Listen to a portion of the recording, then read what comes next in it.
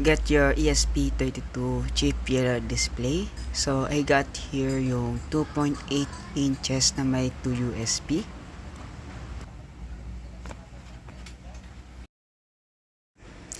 So click the link or copy and paste it to your browser na makikita mo rin sa my description, comment section or sa bio ko.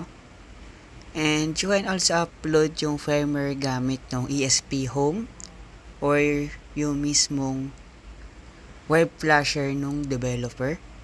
So in this video, I will show you kung paano gagamitin yung web flasher ng mismong creator.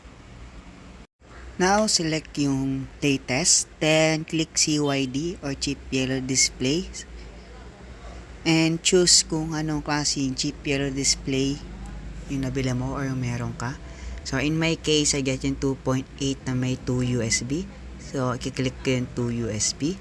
Then you can download yung bin or you can connect to the device.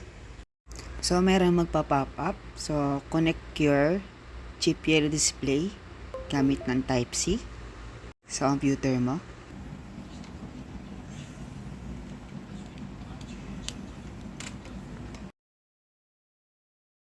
Select kung saan siyang COM port na nakakonect. Then, click install CYD to USB. Erase. Tapos install. And yan. Mag-iintay ka na lang hanggang matapos yung installation.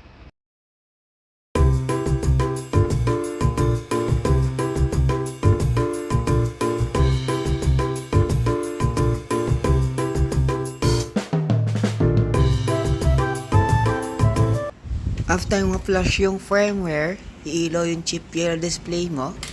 If hindi, click mo yung reset button sa likod. If hindi pa rin gumagana, probably nagkamali ka ng select ng board type dun sa mismong website. So, ayan.